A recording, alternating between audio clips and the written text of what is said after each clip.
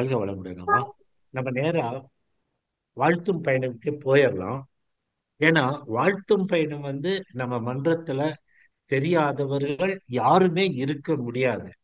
அந்த அத்தனை வகையான ஒரு சக்தி வாய்ந்த ஒன்று.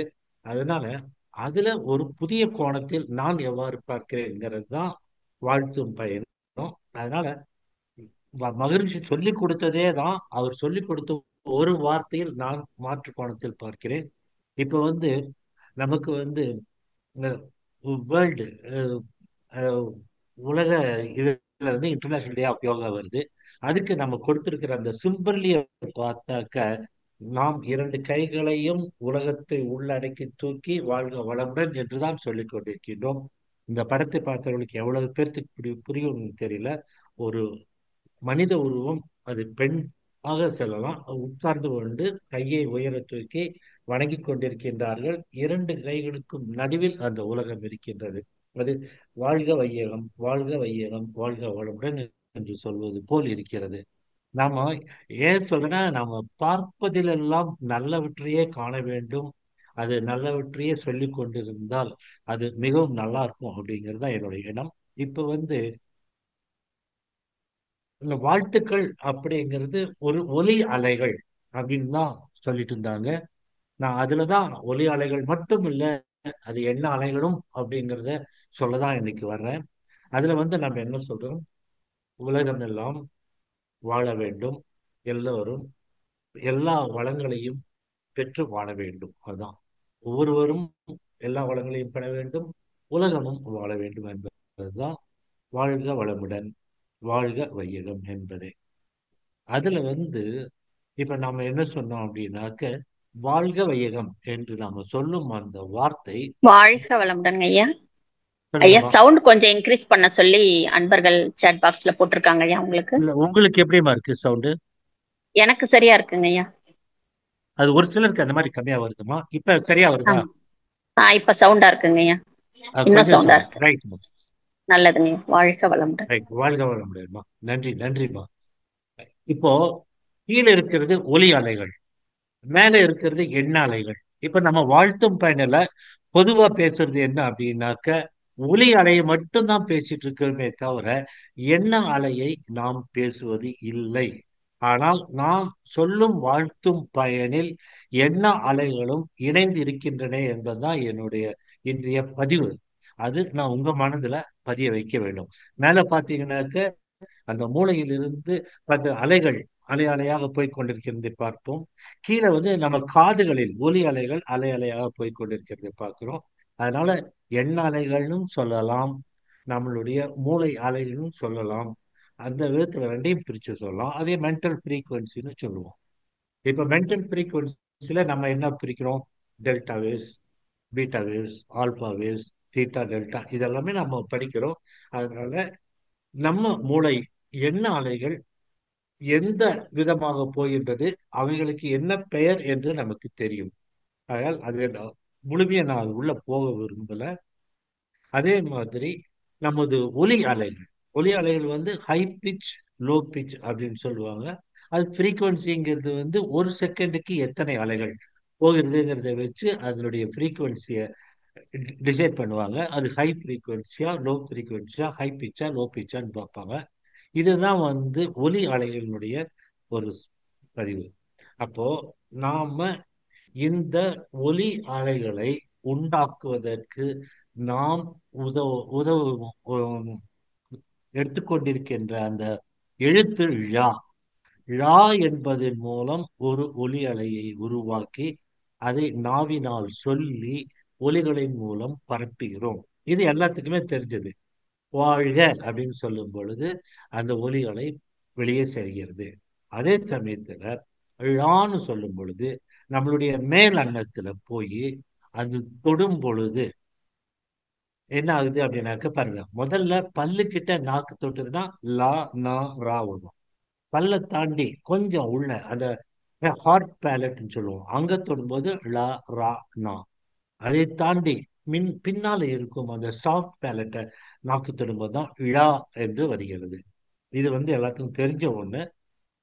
அதே சமயத்துல அந்த ழா அப்படிங்கிற அழுத்தத்தை நம்ம நாக்கால அந்த சாஃப்டா இருக்கிற அந்த மேல் அன்னத்தை நாம் பிரஸ் பண்ணும் பொழுது என்ன ஆகுது அப்படின்னாக்க மனம் விரிவடைகிறது, எண்ண அலைச்சூழல் குறைகிறது, நமது உயிர் சக்தியையே அது தாக்குகிறது என்ற அந்த வார்த்தையை படித்திருக்கிறோம். ஆனால் இதை நாம் பிரித்து படிக்கவில்லை. இந்த இடத்துல அந்த மென்டல் ஃப்ரீக்குவன்சிங்கிற வார்த்தையை வேதாத்திரி மகரிஷி உபயோகப்படுத்தியிருக்காங்க. ஆனால் நாம எண்ண அலைகளை கவனிக்காமல் ஒலி அலையை மட்டுமே நாம் பேசிக் கொண்டிருக்கின்றோம். ஆகையால் நான் அந்த எண்ண அலைகளை பற்றி ஒரு சில வார்த்தைகள் இங்கே நான் சொல்ல விரும்புகிறேன். இப்ப இந்த படத்துல பாத்தீங்கன்னாக்க நாம நாக்குல அந்த மேல் அன்னத்தை தொடும் பொழுது நாம் எதை தூண்டுகிறோம்? பிட்யூட்டரி கிளாண்ட், பீனியல் கிளாண்ட், இவை அனைத்தையுமே, ஹைப்போதலமஸ், இவை அனைத்தையுமே நம்ம அங்கு தூண்டுகிறோம். அங்கு தூண்டும் பொழுதுதான் நம்மளுடைய பீனியல் கிளாண்ட், பெட்யூட்டரி கிளாண்டை விட பீனியல் கிளாண்ட் தான் இதில் முக்கிய பங்கு வகிக்கிறது. அந்த பீனியல் கிளாண்டும் தூண்டப்படுகிறது. ரைட். அடுத்த பாயிண்ட் இதுதான் பீனியல் கிளாண்ட். இந்த பீனியல் கிளாண்ட் நாம் நாக்கை ழா என்று சொல்லும் பொழுது நாம் தூண்டுகிறோம். அதனால வாழ்க அப்படின்னு நம்ம சொல்லும் போது ழாவை அழுத்தி ஒரு சிறிது நேரம் அதை சவுண்டாக ஒலித்து அப்புறம் வாழ்க என்று சொன்னால் இந்த எண்ண அலைகள் நன்றாக வரும்னு நினைக்கிறேன். அப்போ அந்த பீனியல் கிளாண்ட கட் பண்ணி வச்சாக்க எப்படி இருக்குன்னு பாருங்க. நம்ம ஒலிபெருக்கியினுடைய கூம்பு வடிவமாக இருக்கின்றது. அப்ப என்ன ஆகுது? அந்த கீழே அழுத்தப்பட்டு அதில் வரும் அலைகள் இந்த ஒலிபெருக்கி போன்று இருக்கும் சாதனங்களின் மூலம் பிரபஞ்சத்திற்கு பரவுகிறது. நம் ஒலி அலைகள், வாயின் சொல்லும் ஒலி அலைகள் எங்கெல்லாம் காற்று இருக்குமோ அது வரைக்கும் தான் போக முடியும். காற்றை தாண்டி ஒலி அலைகள் போக முடியாது. ஆனால் எண்ண அலைகள் காற்றை தாண்டி அந்த பிரபஞ்ச அலையோடு இணைய முடியும். அந்த பிரபஞ்ச அலையோடு இணைவதற்கு இந்த ஒலிபெருக்கி மாதிரி இருக்கும் பீனியல் கிளாண்டினுடைய அந்த அமைப்பு நமக்கு உதவுகிறது. ரைட். இது ஒரு பார்ட். அடுத்தது என்ன அப்படின்னு நீங்க பாத்தீங்கன்னா, பீனியல் கிளாண்ட்ல எது வருது, எது இந்த எண்ண அலைகளை பரப்புகிறது அப்படின்னு பார்த்தோம்னா, முதல்ல பீனியல் கிளாண்டை பத்தி தெரிஞ்சுக்கணும். பீனியல் கிளாண்ட்ல நமக்கு ட்ரிப்டோபன் அப்படின்னு ஒரு புரோட்டீன் இருக்கு. இது எதுலெல்லாம் இருக்குன்னா வாழைப்பழத்துல கூட இருக்கு. அதனாலதான் வாழைப்பழத்தை நம்ம நைட்ல படுக்கும்போது சாப்பிட்டா அது செரட்டோனினா மாறி மெலட்டோனினா மாறி நமக்கு நல்ல தூக்கத்தை கொடுக்கும் அப்படிங்கிறாங்க. அதனால நாம் உணவுகளில் இருப்பது இந்த ட்ரிப்டோபன். அந்த ட்ரிப்டோபன் தான் நம்ம பீனியல் கிளாண்ட்ல செரட்டோனினா மாறி செரட்டோனினிலிருந்து மெலட்டோனினா மாறுது. அப்போ செரட்டோனின் நமது உடம்பையும் மனதையும் அது தாக்குகிறது. நம்ம உடம்பில் வேலை செய்யும்போது, அதாவது நம்ம மூளையில வேலை செய்யும்போது நம்மளுடைய அந்த எண்ணங்கள் அமைதியாக இருக்கிறதா கோபமா இருக்கான்னு எண்ண உணர்ச்சிகளை ரெகுலேட் பண்ணுது. நம்மளுடைய ஞாபக சக்தியை ரெகுலேட் பண்ணுது. நம்மளுடைய நடத்தையை ரெகுலேட் பண்ணுது. இந்த மாதிரி செரட்டோனின் என்ற அந்த மாலிகூல் நம்மளுடைய மூளையில் வேலை செய்கிறது.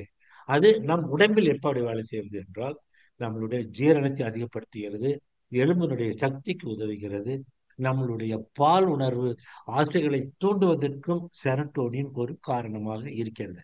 ஏன் சொல்றேன்னா நம்ம இதெல்லாம் கொஞ்சம் ஆழமா தெரிஞ்சுக்கணும்னு விரும்புறேன். அப்போ ட்ரிப்டோபன்ல இருந்து வருகின்ற ட்ரிப்டோபன் பீனியல் கிளாண்ட்ல செரட்டோனினா வேலை செய்து நமக்கு இந்த நன்மைகள் எல்லாம் கொடுக்கிறது. அதே செரட்டோனின் மெலட்டோனினா வாழ்த்த வருது. வளமுடன் ஐயா. வாழ்க வளமுடன்மா. ஐயா இல்ல சவுண்டு இன்னும் கம்மியா இருக்கிறதா பதிவு பண்ணிட்டு இருக்காங்க. உங்க மொபைல்ல கேளுங்கம்மா. கொஞ்சம் இன்க்ரீஸ் ஒரு பண்ணி நிமிஷம் பாருங்க ஐயா. நான் ஹெட்போன் எடுத்துட்டு பேசிட்டு பாக்குறேன். ஓகேங்க. இப்ப சத்தம் நல்லா வருதுங்களா? எனக்கு சரியா இப்ப வருதுங்க வருது. ஐயா. சரி. ஏன்னா இப்ப நான் முதல்ல ஹெட்போன் போட்டுட்டு பேசிட்டு இருந்தேன். ஹெட்போன்ல சரிங்க. வராம இருந்ததோ என்னவோ. இப்ப நான் ஹெட்போன் எடுத்துட்டு பேசிட்டு இருக்கேன். அது ஒரு சிலருக்கு அவங்க சிக்னல் கம்மியா இருந்தா கூட கம்மியா கேட்கலாம்னு நினைக்கிறேன். ஏன்னா ஒருத்தருக்கு சரிங்க. கேக்குது, ஒருத்தருக்கு கேட்கலன்னா பரவாயில்ல. இருந்தாலும் நான் முயற்சி பண்றேன். இன்னும் சத்தமா பேசுறதுக்கும் நான் முயற்சி பண்றேன். ரைட். நல்லதுங்க ஐயா. வாழ்த்த வளமுடன். வாழ்க வளமுடன். இப்போ டிரிப்டோபன் அப்படின்னு என்ன பார்த்தோம், செரட்டோனின் பார்த்தோம், செரட்டோனின்ல இருந்துதான் மெலட்டோனின் வருகிறது. அந்த மெலட்டோனின் வந்து நம்மளுடைய நரம்பு இயக்கத்தில் நரம்பு செய்திகளை ஒரு நரம்பிலிருந்து இன்னொரு நரம்பிற்கு எடுத்து செல்ல உதவுகிறது. அதே சமயத்துல மெலட்டோனின் எப்ப வேலை செய்யுது அப்படின்னாக்க, சூரிய ஒளி இருக்கும் பொழுது அந்த மெலட்டோனின் வேலை செய்யாது. ஏனென்றால் சூரிய ஒளி பீனியல் கிளாண்டில் மெலட்டோனின் வருவதை தடுத்து விடுகிறது. அப்போ பகலில் வரும் அந்த சக்தி உடலுக்கு சக்தியை கொடுக்கிறது. இரவில் என்ன ஆகுது அப்படின்னாக்க அந்த மெலட்டோனின் வந்து சுரக்கிறது. அதனாலதான் இரவு 12 முதல் காலை 4 வரை நாம் கண்டிப்பாக விளக்குகளை அணைத்து விட்டு இருளில் தூங்குவது நல்லது. இது நல்லா புரிஞ்சுக்கணும். அப்போ அந்த மாதிரி தூங்கும்போது மெலட்டோனின் என்ன பண்ணுது அப்படின்னாக்க, எப்படி சூரிய ஒளி பகலில் நமது உடல் இயக்கத்தை நடந்து கொண்டிருக்கின்றதோ அதே மாதிரி இரவில் நமது உடல் இயக்கத்தை சீரமைத்து அது மறு உணர்ச்சி நல்ல உணர்ச்சிகளை உருவாக்குவதற்கு இது உதவுகிறது.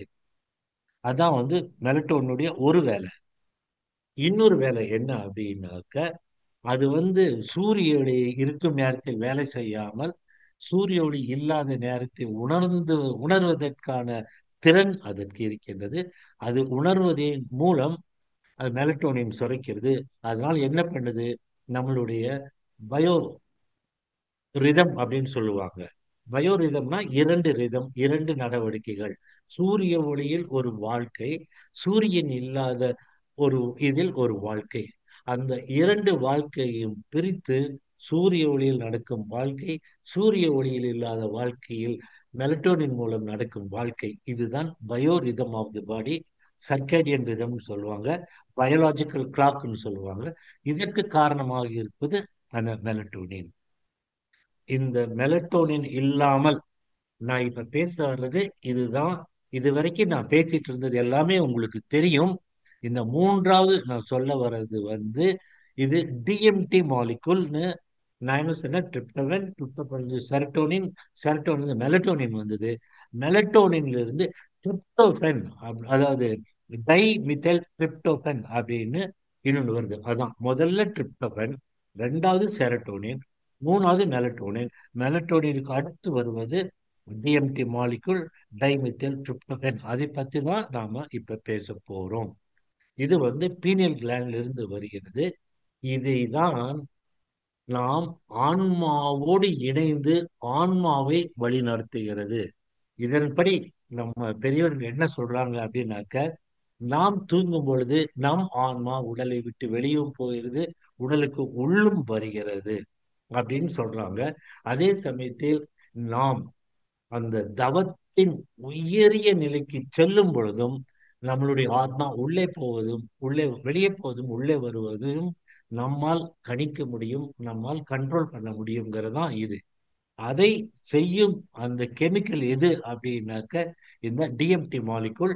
இந்த டைமித்தைல் ட்ரிப்டமைன்கிற இந்த மாலிகுலை தயவு செய்து கூகுள்ல போய் படிங்க.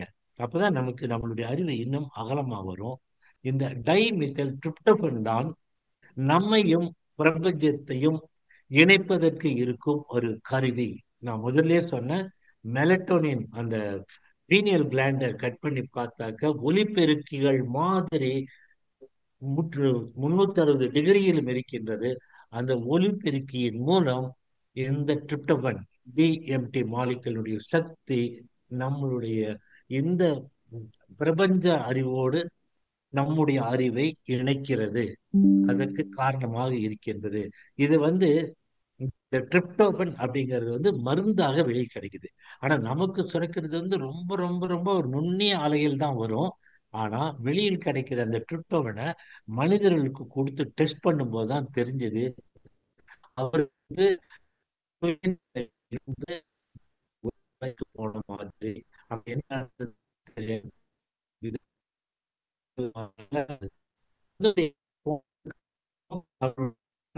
போது உலகத்தில் இருக்கிற மாதிரி தான் தெரிஞ்சதே தவிர அது கலர் கலரா இருந்தது, என்ன நடந்ததுன்னு தெரியல. அப்படின்னு நம் மூளைக்கு எட்டாத ஒரு நிலைக்கு இந்த டிஎம்டி மாலிகுல் எடுத்துக்கொண்டு செல்கிறது என்பதை விஞ்ஞானபூர்வமாக அறிவித்துள்ளார்கள். இதையே நமக்கு 6 அறிவு உண்டு. இதை 7வது அறிவாக இருக்குமோ என்று இப்போ ஒரு சந்தேகம் செய்து ஆராய்ந்து கொண்டிருக்கின்றார்கள். இதுதான் இந்த டிஎம்டி மாலிகுல்.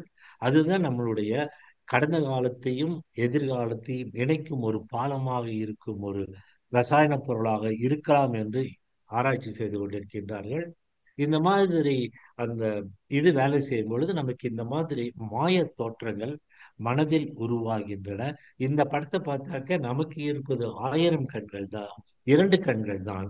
ஆனால் அந்த டிஎம்டி மாலிகுல் வேலை செய்யும் பொழுது நமக்கு 1000 கண்கள் வந்து நமது உடலுக்கு நமது சக்திக்கு அப்பாற்பட்ட ஒரு சக்தியை உணர வைக்கக்கூடிய ஒரு மூலப்பொருளாக இது இருக்குமோ என்று சந்தேகப்பட்டு கொண்டிருக்கின்றார்கள். இதன் மூலம்தான் நாம் மற்றவர்களை வாழ்த்தும் பொழுது அந்த நாக்கு வந்து அந்த மேலிடத்தை அழுத்தும் பொழுது பீனியல் கிளாண்ட் அழுத்தப்பட்டு அந்த எண்ண அலைகளும் பிரபஞ்சத்துக்கு போகிறது. இதை சொல்றதுக்கு தான் நான் இவ்வளவு கஷ்டப்பட்டு இதெல்லாம் சொல்லிட்டு இருக்கிறேன். நாம் வாயில் சொல்லும் ஒலி அலை நம்ம புவியியலுக்குள்ளதான் இருக்கிறது. இந்த பிரபஞ்சத்துக்கு அப்பாற்பட்டு அந்த காற்றிற்கு அப்பாற்பட்டு பிரபஞ்சத்திற்கு போக வேண்டும் என்றால் எண்ண அலைகள் தான் போக முடியும் அப்படிங்கிறத இங்க நான் சொல்லியிருக்கேன். அப்போ அந்த மாயத்தோட்டம் இதுதான் வந்து அந்த டிஎம்டி மாலிக்குள் இருந்து நம்மளுடைய மனதை வேற விதமாக மாற்றி மனதிலே நம் உடலை வெளி உலகுக்கு எடுத்து செல்லும் பொழுது நமக்கு வரும் அந்த எண்ணங்கள், ஃபீலிங்ஸ், உணர்ச்சிகள், இந்த மாதிரி என்ன நடக்குதுன்னு தெரியல, ஆனா வேறொரு உலகத்தில் இருக்கோம், வேறு விதமாக இருக்கிறதுங்கிற அளவுக்கு. ஏன்னா நம்மளுடைய அறிவுக்கு இந்த அளவுக்கு தான் வெளியே போக முடியுது. அதற்கு அப்பாலும் அது போய் பிரபஞ்சத்தில் பிரதிபலிக்கிறதுங்கிறது தான் உண்மை. அப்போ இதுவரைக்கும் நான் பேசிட்டு இருந்ததெல்லாம் என்ன அப்படின்னாக்க எண்ண அலைகள், மென்டல் ஃப்ரீக்குவென்சி, அந்த பிரெயினுடைய ஃப்ரீக்குவென்சி தான் நான் பேசிட்டு இருந்தேன். இப்பதான் நம்ம வந்து இப்ப வந்து இதான் முதல்ல இந்த பிரெயின் வேவ்ஸை பத்தி பேசிட்டு இருந்தேன். இதுதான் முதல் பகுதி. இந்த முதல் பகுதி தான் நாம எப்பொழுதுமே பேசாமல் இருந்தோம். இப்ப நாம அந்த 2வது பகுதி தான் நான் எப்பவுமே நாம பேசிட்டு இருக்கிற பகுதி. அந்த பகுதிக்கு நாம வருகிறோம். அந்த 2வது பகுதி என்ன அப்படின்னா என் ஒலி அலைகள். இப்போ அம்மா வந்து உம், சத்தியம்மா வந்து சொன்னது என்ன அப்படின்னாக்க அந்த பாட்டிலேயே வருது. அது எப்படி ஒன்னொன்னுக்கு மோதுகிறது, எப்படி பிரதிபலிக்கிறது, எப்படி சிதறுகிறது, எப்படி ஊடுருவுகிறது, எப்படி ஒன்றுக்கொன்று இடையில் ஊடாடி பரிமாறிக்கொள்கிறது என்பதை சொன்னாங்க. அதுதான் வந்து அந்த ஒலி அலையின் ஒரு கேரக்டர்ஸ் சொல்றோம், குணங்கள்னு சொல்றோம். அப்போ இதுதான் ஒலி அலைகள்ல வந்து நம் இங்க பாருங்க, இங்க வந்து வாயில சொல்லணும்னு இல்லை, எண்ணத்தின் அலைகளும் பிரபஞ்சத்திற்கு போய் கொண்டிருக்கின்றது. நாம் வாயில் சொல்லும் அலைகளும் இந்த பிரபஞ்சத்திற்கு போய் கொண்டிருக்கின்றது. அதனால்தான் உள்ளத்தால் எண்ணலும் தீதே அப்படின்னு சொல்லியிருப்பாங்க. நம்ம மனசுல கெட்டதை நினைச்சா கூட அது கெட்டதுதான். அதனால எண்ணம், சொல், செயல் மூன்றும் ஒன்றாக இணைந்திருக்க வேண்டும், நன்மையே செய்ய வேண்டும் மற்றும் சுயநலம் இல்லாமல் நிஷ்காமிய கர்மாக இருக்க வேண்டும். அப்படி இருக்கும் பொழுதுதான் நம்மளுடைய வாழ்த்துக்கள் மற்றவர்களுக்கும் நன்மையை கொடுக்கும், நமக்கும் நன்மையை கொடுக்கும், இந்த பிரபஞ்சத்துக்கே நன்மையை கொடுக்குங்கிறது தான் முக்கியம். இல்லை, ஏன்னா நம்ம எண்ண அலைகள் பிரபஞ்சத்தையே கெடுத்து விடும், அந்த அளவுக்கு சக்தி வாய்ந்தவை. ஆகையால் இதோட சக்தியை உணர்ந்து நாம் அதை கையாள வேண்டும். இப்ப இதுல என்ன இருக்கு? எண்ண அலைகள் நாம் என்ன நினைக்கிறோமோ அதுக்கு தகுந்த மாதிரி நல்லது நினைத்தால் நல்லது போகுது, சோகமா இருந்தால் சோகமா போகுது, கெட்டது நினைத்தால் கெட்டதாக போயிடுது. போவது மட்டுமல்ல, திரும்பியும் வந்து விடுகிறதுங்கிறது தான் இந்த அலைகளின் எண் குணம். அப்போ நம்ம எப்படி வாழ்த்துறோம்? வாழ்க வையகம், வாழ்க வளமுடன் அப்படின்னு எழுதுறோம். அப்ப இந்த வாழ்த்தும் பொழுது இப்பதான் நமக்கு புரியுது, அந்த தவத்திலிருந்து வாழ்த்தினால்தான் அதற்கு பலம் அதிகமாக இருக்கும் அப்படின்னு சொல்றாங்க. அப்போ தவத்தில் இருக்கும்போது நமக்கு என்ன வருது? நல்ல எண்ணங்கள் தான் வரும். நல்ல வார்த்தைகள் தான் வரும், நல்ல செயல்கள் தான் வரும். அப்போ எண்ணம், சொல், செயல் எல்லாம் நல்லவைகளாகவே இருக்க வேண்டும். அதோடு நாம் தவத்தில் இருக்கும் பொழுது இப்பொழுதுதான் அந்த எண்ண அலைகள் பீட்டாவிலிருந்து ஆல்பா போய் தீட்டா டெல்டாவின் போகும் பொழுது அதனுடைய சக்தி அதிகப்படுகிறது. அந்த அதிகப்பட்ட சக்தி அந்த பீனியல் கிளாண்ட் மூலம் ஒலிபெருக்கியாக உலகத்திற்கு பரப்பப்படுகிறது. அதனால நாம தவத்தில் இருக்கும் பொழுது ரொம்ப சீரியஸா, தவம்னா நம்ம செய்யற தவம் இல்லை, மனதார மனப்பூர்வமாக வேற எந்த எண்ணமும் இல்லாமல் அவர்களை வாழ்த்த வேண்டும் அப்படிங்கறதுதான். மனசுல ஒண்ண நினைச்சிட்டு வாயில ஒண்ணு, மனசுல என்ன இவன் கெட்டவன், இவன் இப்படி இருக்கணுமே, இவனை வாழ்த்தணுமேன்னு சொல்லி நினைச்சிட்டு வாயில வாழ்க வளமுடன் சொன்னா அது என்ன ஆகும்? உண்மையிலேயே வாழ்க வளமுடன் அவனுக்கு போயிடும், அந்த கெட்டவன் தான் நமக்கு வந்து சேருங்கிறது தான் உண்மை. நிச்சயம் வாழ்க வளமுடன் சொன்ன அந்த வார்த்தைக்கு அவனுக்கு நன்மை கிட்டும். அதே சமயத்தில் கெட்ட எண்ணத்தோடு இருந்த நமக்கு வந்து கெட்டதுதான் வரும் என்பது உண்மை.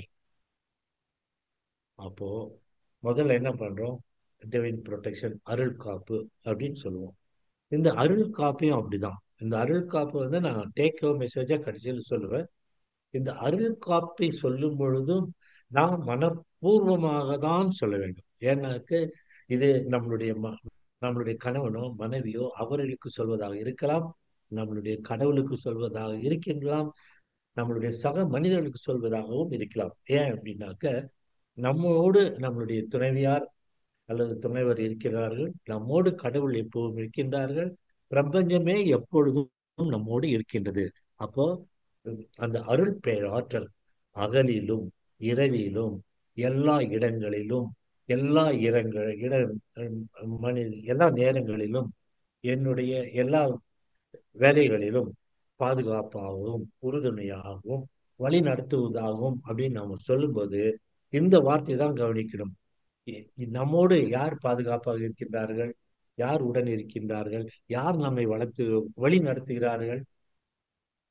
ஆரம்பித்தால் நம் தாய் தந்தையர், நம்மளுடைய மனைவி அல்லது கணவன், அது இல்லாமல் நம்ம சமுதாயம், அது இல்லாமல் நமது இறைவன், இத்தனை பேரும் நம்மை வழி நடத்துவதால் இந்த அருட்காப்பு என்பது இந்த பிரபஞ்சத்தில் உள்ள அனைத்துமே நமக்கு காப்பு கொடுப்பதாக நினைத்து நாம் இந்த அருட்காப்பை அந்த இறை உணர்வோடு நன்றியுறவோடு மனதார சொல்ல வேண்டும் என்பதுதான் என்னுடைய ஆசை. நாம இத்தனை நாள் வந்து வேதாத்திரத்துல தியரி தான் படிச்சுட்டு இருக்கிறோமே தவிர பிராக்டிக்கலா அப்ளை பண்றோமா? பிராக்டிக்கலா அப்ளை பண்ணும்போது எவ்வளவு ஆழமாக எவ்வளவு உணர்ந்து நாம் செய்கிறோம். இது செஞ்சா போதும். டெய்லி உட்கார்ந்துட்டு யோகா செய்யணும், கண்ணை மூடி உட்காரணும், 20 நிமிஷம் உட்கார்ந்ததெல்லாம் இல்லை. அந்த யோகா வாழ்க்கையே நம்மளுடைய வாழ்க்கையாக, அந்த யோகமே வாழ்க்கையாக மாறிவிட வேண்டும். காலையில் எந்திரிச்சதிலிருந்து சாப்பிடுறதிலிருந்து வேலைக்கு போறது, மாலை வருவது, நைட் இருபது, எல்லாமே அந்த யோக நிலையிலே இருந்து அந்த யோக வாழ்க்கையை வாழ்ந்தால்தான் நாம் வேதாத்திரத்தை சேர்ந்த அன்பர்களாக ஆகுவோம் என்பதுதான் உண்மை. நம்ம வந்து முதல்ல ஏபிசிடின்னு ஃபவுண்டேஷன் சொல்லி கொடுக்குறாங்க, எல்லா தகவல்களையும் சொல்லி கொடுக்குறாங்க, எப்படி இருக்கணும்னு சொல்றாங்க. கடைசியில குணநல பேரு, முழுமை பேரு, அப்புறம் அந்த முக்தி அடைவதற்கு சொல்லித்தராங்க.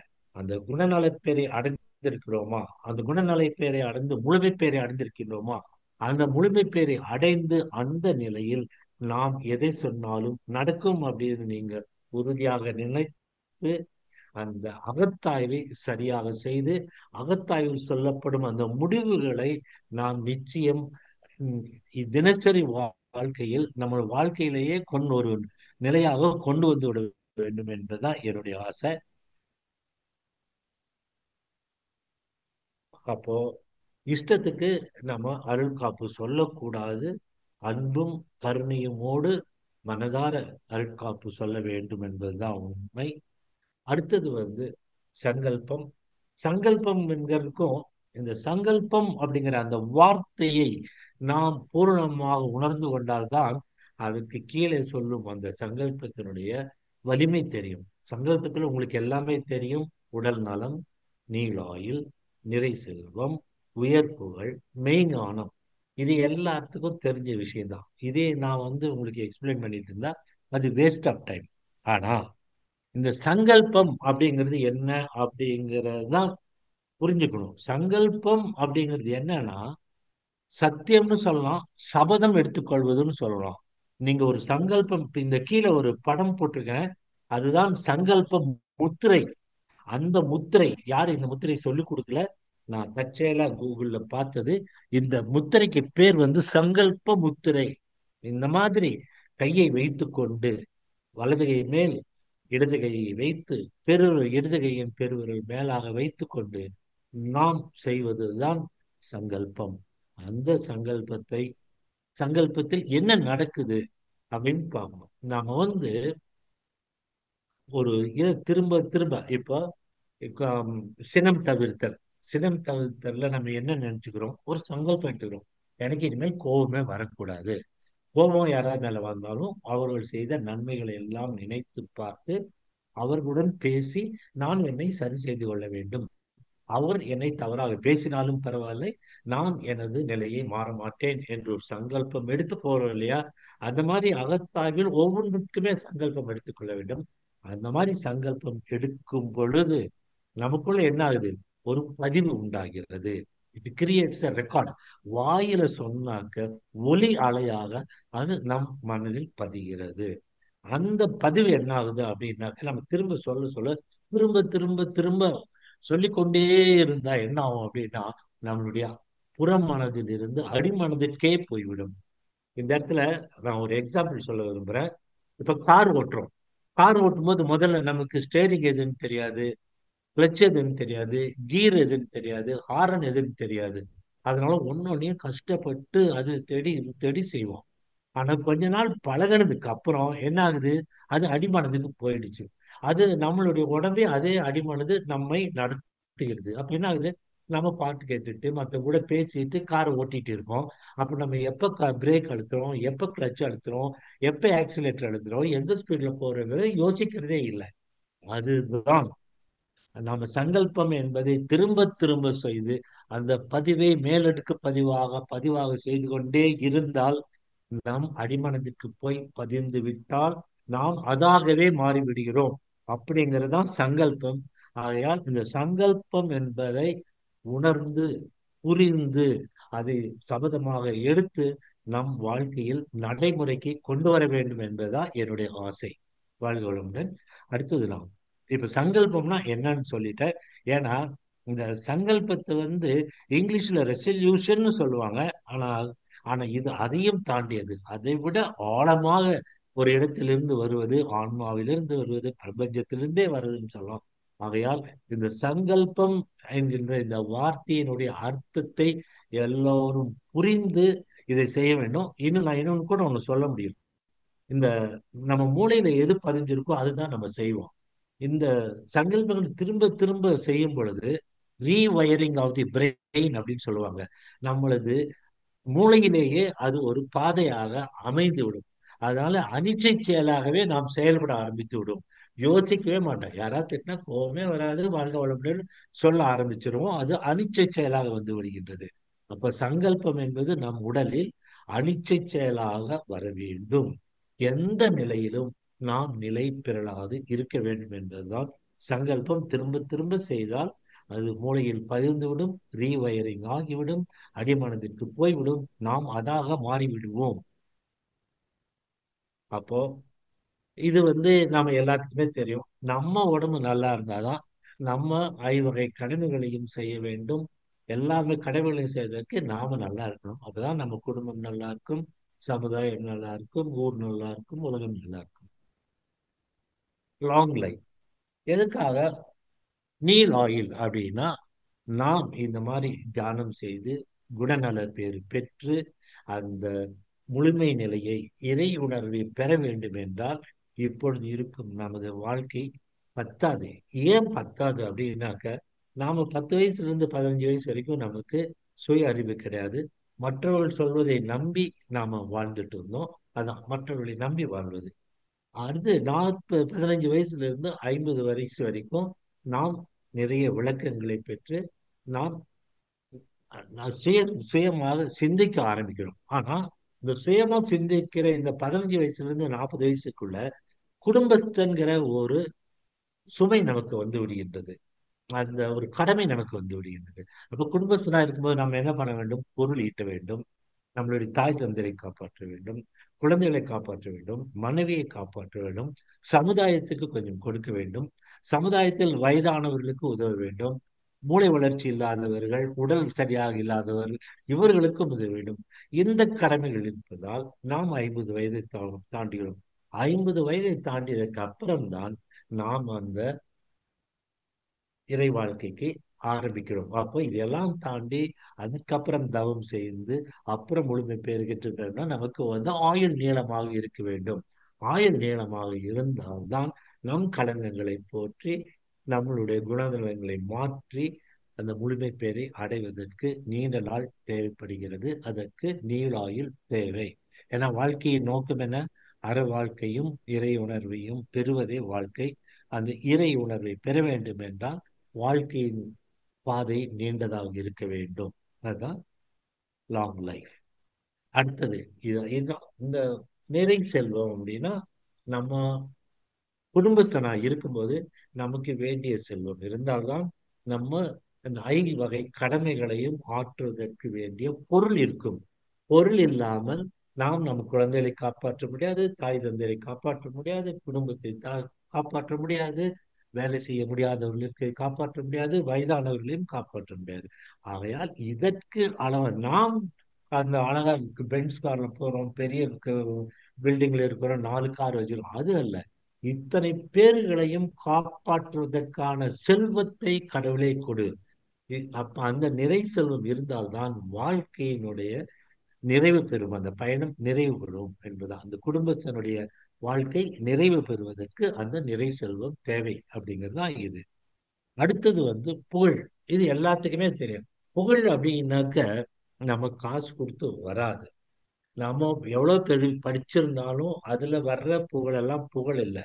சமுதாயத்தில் மற்றவர்களுக்கு உதவி செய்து அவர்களுடைய துன்பங்களை போக்கி சமுதாயத்தை நாம வளப்படுத்தும் பொழுது அந்த சமுதாயத்தில் இருப்பவர்கள் நமக்கு நன்றியை சொல்கிறார்கள் அல்லவா?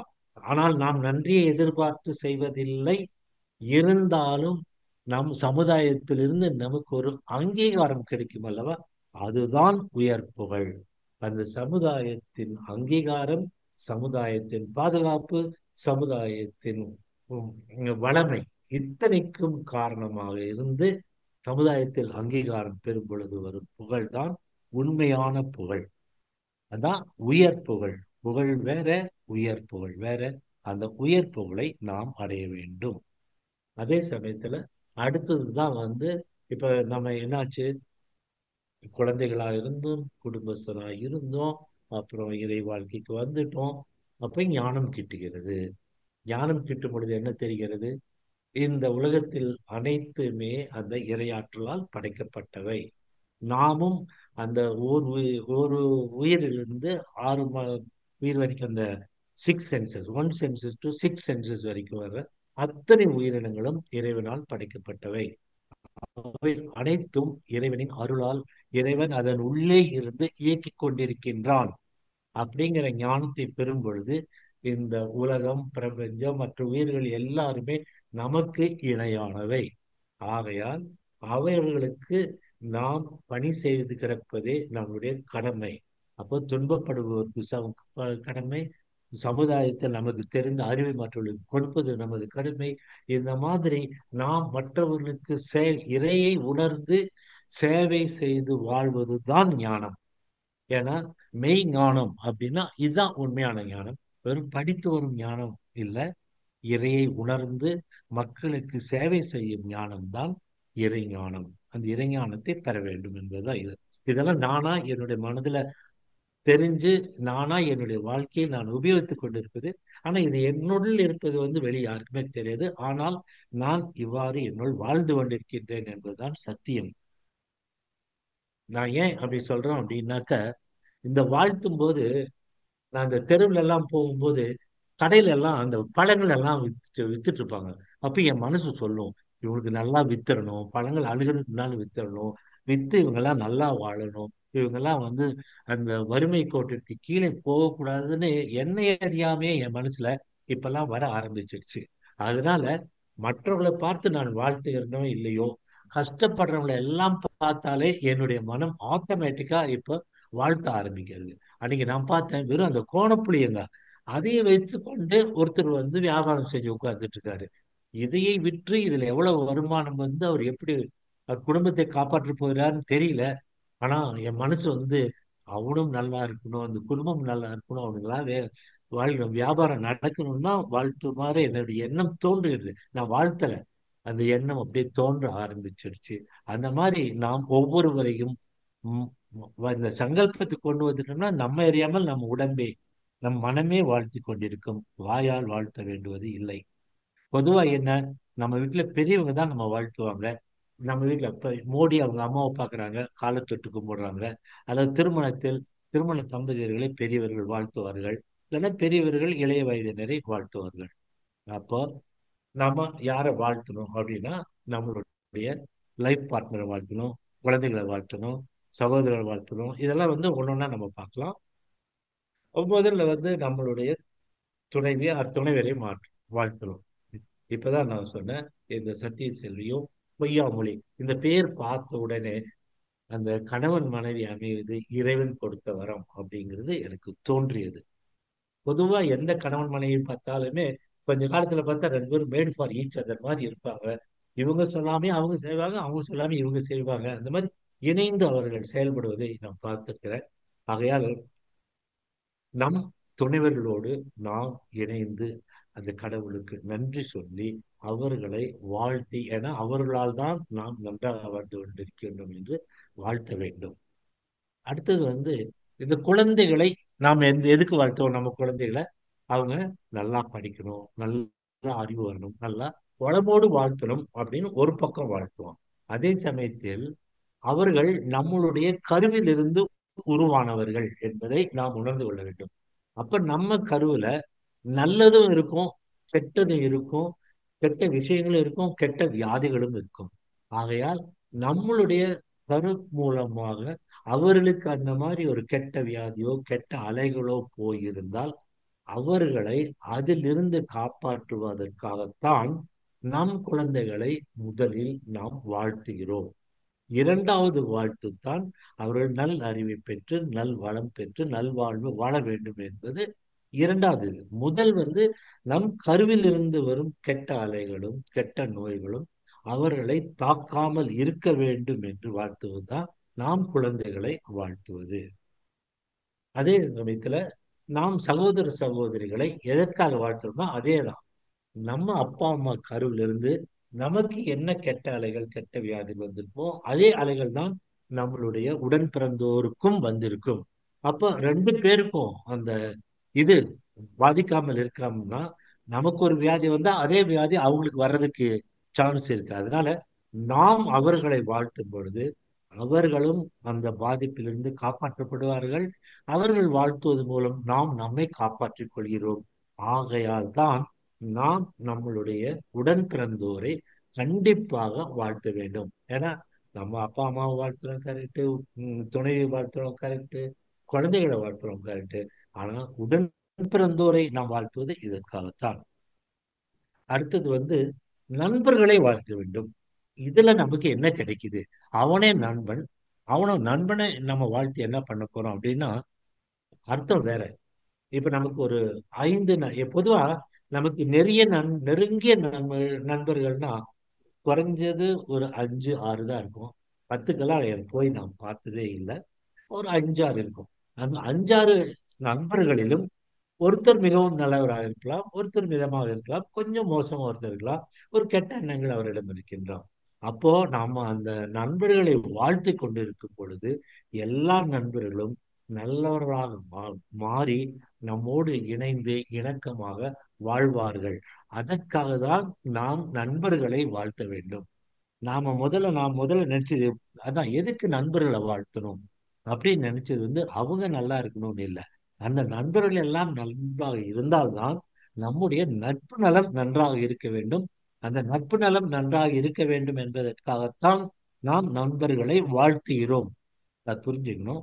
அடுத்தது வந்து நம் தொழில்ல வந்து நமக்கு மேல உயர் அதிகாரிகள் இருப்பார்கள், நமக்கு கீழே வேலை செய்யும் பணியாட்கள் இருப்பார்கள், நமக்கு இணையாக பணி செய்பவரும் இருப்பார்கள். அதனால தொழில் புரியும் இடத்தில் அவர்களையும் வாழ்த்த, மேலே இருப்பவர்களையும் வாழ்த்த வேண்டும், நமக்கு சமமாக இருப்பவர்களையும் வாழ்த்த வேண்டும், நமக்கு கீழே வேலை செய்வதையும் வாழ்த்த வேண்டும். பொதுவா நான் எப்பவுமே என்ன சொல்லுவேன்னா, நமக்கு மேல இருக்கிறவங்கள வாழ்த்துறதை விட, கூட இருக்கிறவங்கள வாழ்த்துறதை விட, அதுக்கு கீழே இருக்கிறவங்கள வாழ்த்தணும், வாயால வாழ்த்தணும். உதாரணமா, எங்க ஹாஸ்பிட்டலுக்கு நான் போனேன் அப்படின்னா, முதல்ல அந்த வாட்ச்மேன் இருப்பான். வாட்ச்மேனை குட் மார்னிங் அப்படின்னு நான் சொல்லுவேன். வாழ்க வளமுடன் சொன்னா அவனுக்கு புரியாது. நான் குட் மார்னிங் சொல்லும்போது என்னுடைய வார்த்தையில் இருக்கும் அன்பு அவனுக்கு புரியும். அவனுக்கு ஒரு சந்தோஷம் வரும். அந்த குட் மார்னிங் அப்படின்னு சொல்றதே ஒரு வாழ்த்து தான். அதுக்கப்புறம் நான் உள்ள போகும்போது இந்த கூட்டிக் கொண்டிருக்கின்றார்கள் இல்லையா, துப்புரவு தொழிலாளர்கள், அவங்க எல்லாருமே எனக்கு ஃப்ரெண்ட்ஸ் தான். எங்க ஹாஸ்பிட்டலுக்கு வந்தாதான் உங்களுக்கு புரியும். அவங்களை எல்லாருமே என்னுடைய நண்பர்களாக தான் வைத்திருக்கிறேன்.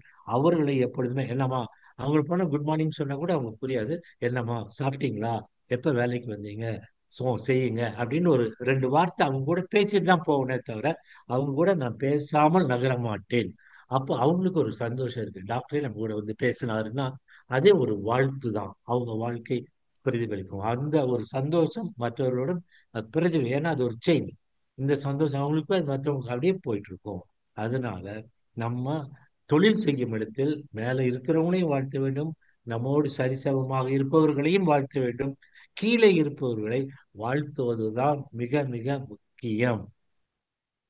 ரைட். அடுத்தது, இப்போ வந்து எதிரிகளை வாழ்த்த வேண்டும். நான் முதல் முதல் கேட்டப்போ இதெல்லாம் நடக்கிற காரியமா அப்படின்னு நான் நினைச்சேன். எதிரிகளை வாழ்த்தும் பொழுது என்ன நடக்குதுன்னா, முதல்ல நம்மிடம் இருக்கும் அந்த விரோதத்தன்மை மறைந்து விடுகிறது. எதிரிகள்ல ஒரு எதிரி மறைஞ்சிடறான். ஏன்னா ரெண்டு பேர் இருந்தா தானே எதிரிகள். அதுல நாம் அந்த விரோதத்தை, கோபத்தை தனித்து சங்கல்பமாக ஏற்று அவனை ஒரு மனிதனாக ஏற்றுக்கொள்ளும் பொழுது நாம் ஒரு விரோதி மறைந்து ஒரு மனிதன் உருவாகி விடுகின்றான். அதே சமயத்துல அந்த எதிரியை நாம் பார்க்கும் பொழுது நம்மளுடைய பார்வை கருணையாக இருக்க வேண்டுமே தவிர கோபத்தோடு இருக்கக்கூடாது. நம்மளுடைய உடல் மொழி, பாடி லாங்குவேஜும் அவனுக்கு துன்புறுத்தக்கூடியதாக இருக்கக்கூடாது. அதாவது துஷ்டனை கண்டால் தூர விலகுன்னு சொல்லணும், அது மாதிரி ஒதுங்கி போயிடணும், அமைதியா ஒதுங்கி போயிடணும். அதே சமயத்தில் வாழ்த்தி கொண்டே இருந்தால், பாருங்க இந்த படத்தை பார்த்தா ரெண்டு பாறை ஒன்றோடு மோதிக்கொண்டே இருக்கின்றது. வாழ்த்திக் கொண்டே இருந்தால் அந்த பாறையும் உடையும், பாறையினுடைய மனதும் இழகும். அப்ப அந்த எதிரியும் ஒரு மனிதனாக மாறி சமுதாயத்தில் நல்லவனாக மாறுவான். இதனால்தான் நாம் எதிரியை வாழ்த்தும் பொழுது முதலில் நாம் நல்ல மனிதராக வாழ்ந்து அகத்தாய்வின் மூலம் வரும் அந்த குணநல பேரு நமக்கு கிட்டுகிறது. அதற்கு பிறகு அவனை வாழ்த்தும் பொழுது இந்த சமுதாயத்தில் ஒரு இன்னொரு புதிய நல்ல மனிதனை உருவாக்கி சமுதாயத்துக்கு உதவுகிறோம் என்பதுதான். எதிரிகளையும் வாழ்த்துகிறோம். இதெல்லாம் நம்ம பிளஸிங் சொல்லும்போது எதிரிகளை இருப்பேன், அவர்களை வாழ்த்துவோம் அப்படின்னு சொல்லும்போது கடமைக்கு சொல்லிட்டு, முதல்ல நான் கடமைக்கு தான் சொல்லிட்டு இருந்தேன். ஆனா வர வர வர அந்த சொல்ல சொல்ல சொல்ல என்னுடைய அடிமனதுக்கு போயிடுச்சு. இப்போ யாரை பார்த்தாலுமே, யாராவது என் கூட சண்டைக்கு வந்தா கூட மனதுக்குள்ள வாழ்த்திட்டே தான் இருப்பேன். அமைதியா சண்டைக்கு வந்தாலும் ஏன், எதுக்காக, என்ன விஷயம் அவன் சொல்றதை கேட்டுதான் புரியுமே தவிர ஒருத்தர் சண்டைக்கு வந்தா உடனே நான் எதிர்த்து சண்டைக்கே போக மாட்டேன். அந்த மாதிரி நாம் அமைதியாக இருந்து அவங்க சொல்றதை கேட்டு அதுக்கு ஒரு விடை கொடுத்தால் அந்த சண்டை நின்று விடும் என்பதுதான் உண்மை. ரைட். இவ்வளவு நேரம் இதெல்லாம் பார்த்துட்டோம். இனி உலகத்திற்கு எதற்காக அமைதி அப்படின்னு கேட்டா, உலகத்தில் இருக்கிற மனுஷங்கள்லாம் நல்லா இருந்தா கூட அந்த உலக தலைவர்கள் இருக்காங்களே, அவங்களுக்குள்ள இருக்கிற அந்த ஒரு நிலைமைதான், அந்த கெட்ட எண்ணங்கள் தான் உலகத்தில் அத்தனை போருக்கும் காரணமாக இருக்கின்றது. உதாரணமா இந்த படத்துல பாத்தீங்கன்னாக்கா ட்ரம்ப் இருக்காரு, ஒரு பக்கம் புட்டின் இருக்காங்க, ஒரு பக்கம் சைனீஸ் பிரதமர் இருக்காங்க, நம்மளுடைய பாரத பிரதமர் இருக்காங்க, மலேசியா பிரதமர், இந்தோனேஷியா பிரதமர், ஆஸ்திரேலியா பிரதமர், அப்புறம் இஸ்ரேலிய பிரதமர், இவர்கள் எல்லாமே இருக்காங்க. இதுல இல்லாத உக்ரைன் பிரதமர் படம் தான் இல்லாம போயிடுச்சு. இப்போ உக்ரைன்ல சண்டை நடக்குதுன்னா அந்த உக்ரைனுடைய தலைவர் என்ன நினைச்சான், ரஷ்யா கூட தான் எல்லாம் செஞ்சுட்டு இருந்தான், திடீர்னு நேட்டோவுக்கு நான் போகணும் அது அப்படின்னு சொல்றான். அப்போ உக்ரைன்ல இருக்கிற மக்களுடைய கலாச்சாரம் என்னன்னா ரஷ்யாவோடு இணைந்தது, யூரோப்போடு இணைந்ததில்லை. அந்த கலாச்சாரத்தை எதிர்த்து நேட்டோ நாடுகள், யூரோப்பிய நாடுகள் சேர வேண்டும் என்ற எண்ணம் எடுத்ததினால் ரஷ்யா வந்து இவன் நம்மை விட்டு போகக்கூடாது அப்படி இழுத்து பிடிக்கும் போதுதான் ரெண்டு பேருக்கும் சண்டை வந்தது. அப்ப என்னாச்சு? ரஷ்ய தலைவருக்கும் உக்ரைன் தலைவருக்கும் அவன் தலை கெட்டதுனாலதான் அந்த உக்ரைன் வார். அதே மாதிரி இஸ்ரேல்லையும் காசாவில் நடக்கிறது என்ன? அந்த காசாவில் இருக்கிறவங்க வந்து இஸ்ரேலை தாக்கினார்கள். இஸ்ரேல் இருக்கிறவங்க என்ன பண்றாங்க? காசாவில் பிணைக்கைதியா பிடிச்சிட்டு எடுத்துட்டு வரதை விடுவிக்கிறதுக்கு போராடிட்டு இருக்காங்க. அமைதி பேச்சுவார்த்தை மூலம் முடிக்கலாம் என்று பார்த்தால் இவர்கள் ஒத்துக்கொள்வதில்லை. இப்பதான் உக்ரைன் ரஷ்யா வந்து ட்ரம்பின் மூலம் அமைதி பேச்சுவார்த்தைக்கு வந்து அதை நிறுத்த விரும்புகிறார்கள். ஆகையால் நம்மளுடைய வாழ்த்துக்கள் அந்த வேலை செய்து கொண்டிருக்கின்றது. இஸ்ரேலிலும் அமைதி வந்து கொண்டிருக்கின்றது. ஆகையால் நாட்டில் எந்த இடத்தில் போர் நடந்தாலும் அந்த உலகத் தலைவர்களை வாழ்த்தி கொண்டே இருந்தால் உலகத்தில் அமைதி கிடைக்கும். அடுத்தது வந்து மழை. நிச்சயம் தெரியும், அளவுக்கு மீறி பேஞ்சதுனாக்க அது வந்து மனித இனத்தையே அழிச்சு விடும். அதனால மாறி அளவாக பொழிய வேண்டும். மாறி வேணும், மழை வேண்டும்.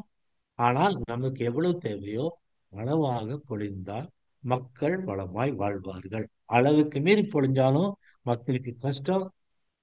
மழையே பெய்யாம போயிட்டாலும் மக்களுக்கு கஷ்டம். அதனால் நாம இந்த இடத்துல சொல்லும்போது மாறி அளவாய் பொழிய வேண்டும் என்பதை நம் மனதார சொல்ல வேண்டும். அப்பதான் மக்கள் நலமாக இருப்பார்கள். அந்த இடத்துல மாறி அளவாய் பொழிய வேண்டும் என்பதை நாம் திரும்ப திரும்ப சொல்ல வேண்டும். அடுத்தது வந்து உலக நல வாழ்த்து. ஏன்னா உலகத்துல வந்து ஒரு இடத்துல மழை இருக்கு, ஒரு இடத்துல நல்ல பசுமையா இருக்கு, ஒரு இடத்துல நல்ல விளையுது, ஒரு இடத்துல பாலைவனமா இருக்கு, அங்க மக்கள் கஷ்டப்படுறாங்க. ஒரு இடத்துல வந்து அந்த பனிப்பிரதேசமாக இருக்கிறது, அங்கு மக்கள் கஷ்டப்படுகிறார்கள். அவர்கள் அனைவரும் நல்லாக வாழ்வதற்கு நாம் வாழ்த்தி ஒவ்வொரு சமுதாயத்திற்கும் உதவ வேண்டும் என்பதுதான் கடைசி உலக நல வாழ்த்து. அப்போ நமக்கு இந்த வாழ்த்தினால் நட்பு நலம் பெறுகிறது, மன அலைச்சூழல் குறைகிறது, இறைத்தன்மை நம்மில் வளர்கிறது, கோபம் நம்மை விட்டு அகலுகிறது, எதிர்ப்பு எதுவும் இல்லாமல் போகின்றோம். எல்லாமே நட்பு நலம். அதாவது உலக வேர்ல்ட் பிரதர்ஹுட், எல்லாருமே சகோதர சகோதரிகளாக மாறிவிடுகிறார்கள் என்பதுதான் இந்த வாழ்த்தும் பயணனுடைய முடிவு. அதே சமயத்துல நான் டேக் ஹோம் மெசேஜ சொல்றது என்ன? இந்த அருள்காப்ப கணவன் மனைவியிடம் டெய்லி சொல்லிட்டா இருந்தாக்க வீட்டுல அமைதியா இருக்கும். அதே மாதிரி மனைவி வந்து கணவனுக்கு அருள்காப்பு சொல்லிட்டு இருந்தாக்க நல்லா இருக்கும். பொதுவா ஏதாவது கிளாஸ் எடுத்தாக்க 3 நாள் கிளாஸ் எடுத்தாக்க இன்ட்ரடக்ஷன் ஆஃப் யோகா நான் கொடுப்பேன். கடைசி டாபிக் வாழ்த்தும் பயணம்னு சொல்லுவேன். அவங்களுக்கு நான் வீட்டுக்கு போகும்போது நீங்க உங்க வீட்டுல கதவை திறந்து உடனே உங்க மனைவிக்கு வாழ்க வளமுடன் சொல்லுங்கன்னு சொல்லுவேன். அப்போ அவங்க என்ன நினைச்சுக்காங்க, இவருக்கு ஏதாவது அந்த ட்ரைனிங் போயிட்டு வந்துட்டு மூளையெல்லாம் பாதிச்சிடுச்சா, பைத்தியம் ஆயிட்டான்னு நினைப்பாங்க.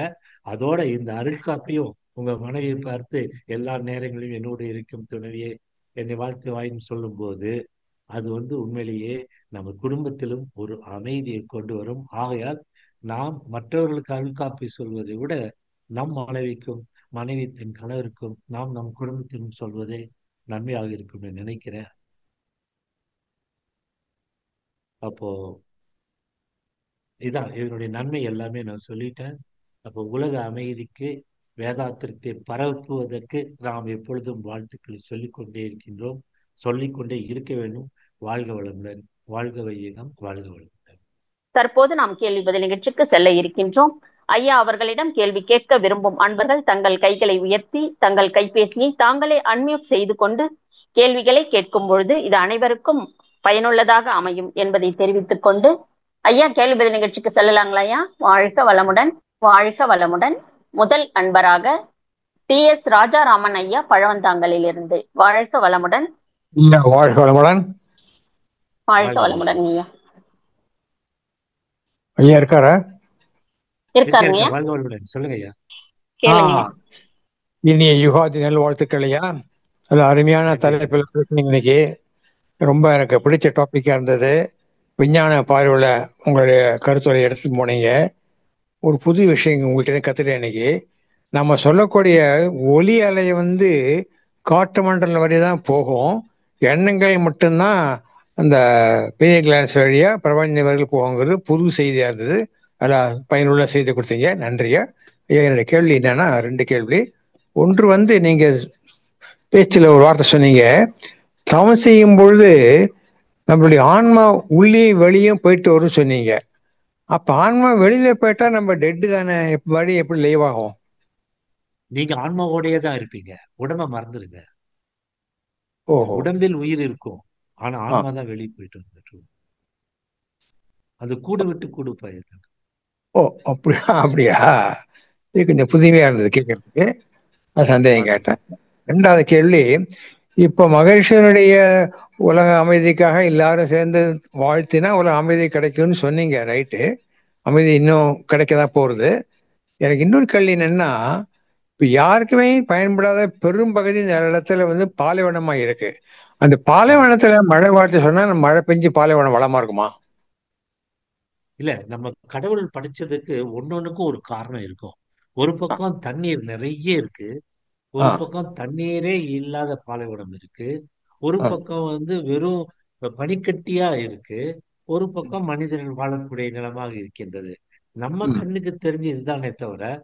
பாலைவனத்தில் வாழும் உயிரினங்கள் தனியாக இருக்கின்றன. ம். பனிக்கட்டி பனிப்பிரதேசங்களில் வாழும் உயிரினங்கள் தனியாக இருக்கின்றது. கடலில் ம். வாழும் உயிரினங்கள் தனியாக இருக்கின்றது. ஆகையால இது ஒரு ஈகோ சிஸ்டம். அந்த ஈகோ சிஸ்டத்தை நம்ம மாற்றக்கூடாது. அதே மாதிரி வைத்துக் கொண்டால் அந்தந்த இடங்களில் இருக்கும் உயிரினங்கள், தாவரங்கள் அவை வளமாக வாழ்ந்து கொண்டிருக்கும். இதை நாம புரிஞ்சுக்கணும். நமக்கு தேவைக்கு நம்ம மாற்றக்கூடாது. ஓகேயா, நன்றியா, நல்ல விளக்கம் கொடுத்துருக்கேன். நன்றியா, வாழ்க வளமுடன். வாழ்க வளமுடன். நன்றிகள் ஐயா. அடுத்த அன்பராக கிருபாநிதி அம்மா. வாழ்க வளமுடன் அம்மா. வாழ்க வளமுடன் ஐயா. வாழ்க வளமுடன் ஐயா. ஐயா வாழ்க வாழ்க வளமுடன். வளமுடன் ஐயா. வாழ்க நீங்க உங்க வளமுடன். ஸ்பீச்ல சத்யபிரியா அம்மாவையும் பொய்யாமொழி அவங்களையும் ரொம்ப ஆமா. அந்த பேரை இணைச்சு சொன்னது ரொம்ப மகத்தானது ஐயா. உண்மையிலேயே நான் ரொம்ப அது உணர்ந்தேன். அதை எவ்வளவு அழகா என் அமைஞ்சிருக்கு இல்லைங்க. அது என் அப்படிங்கிறது. மனசுக்கு வந்தது. அவ்வளவுதான்.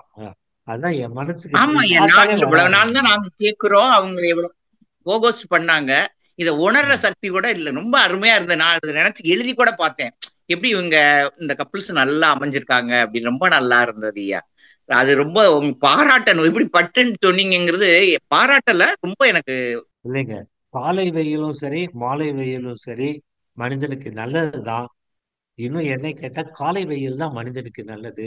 ஏன்னா இந்த சன் பாத், அந்த நேச்சுரோபதியில அவங்க சன் பாத் கொடுக்கறதே காலையில 6லிருந்து 8 மணிக்குள்ள அந்த சன் பாத் கொடுக்கறதா ரொம்ப முக்கியமா சொல்றாங்க. அதனாலதான் அந்த விட்டமின் டி எல்லாம் நல்லா வரும். அதனால இந்த பழமொழியினுடைய அர்த்தம் வேற ஏதாவது இருக்கும். நம்ம மேலாக பார்த்துட்டு அதுக்கு ஒரு முடிவு சொல்ல வேண்டாம். ஆகையால் காலை வெயிலும் நல்லதுதான், மாலை வெயிலும் நல்லதுதான். ஆனா காலை வெயில் தான் மிகவும் சிறப்பு மனிதனுக்கு. அதான் மருத்துவ ரீதியா நான் சொல்ல முடியும்.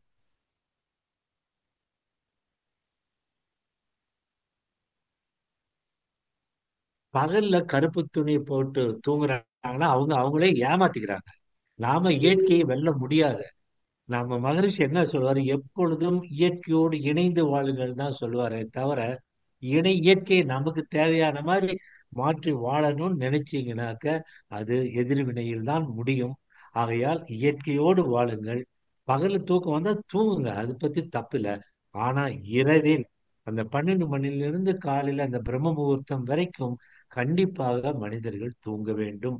அதுதான் வந்து விஞ்ஞானத்தின் மூலம் சொல்லப்பட்ட விஷயங்கள்.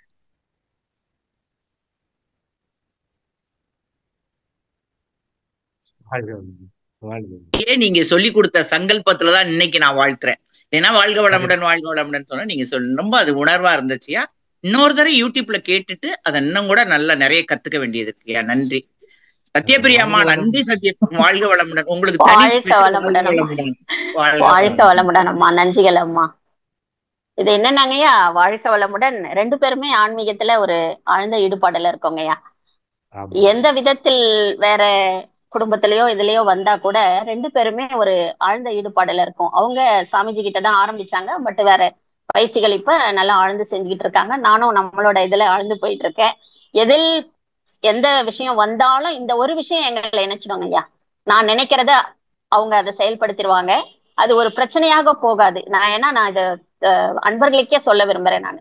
அதாவது ஒரு பிரச்சனையாவும் வாய் வழியாவும் மோஸ்ட்லி நிறைய வாய் வார்த்தைகள் ரொம்ப குறைச்சிருவோங்க ஐயா. 2 பேருமே எப்பயுமே ஒரு மௌனமான நிலையிலே தான் இருப்போம். எண்ணத்தாலேயே ஒவ்வொரு காரியமும் குடும்பத்துல அடுத்தடுத்த படிகளை நோக்கி நகர்ந்து கொண்டே இருக்கிறதுக்கு சித்தர்களும் மகான்களும் அருட்தந்தை அவர்களும் தாங்க ஐயா இதுக்கு காரணம். வாழ்க வளமுடன்.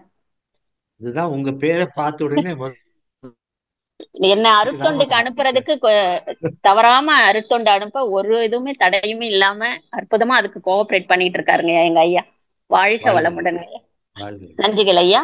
அடுத்த அன்பராக கிருஷ்ணன் அவர்கள் ஓசூரில் இருந்து. வாழ்க வளமுடன்.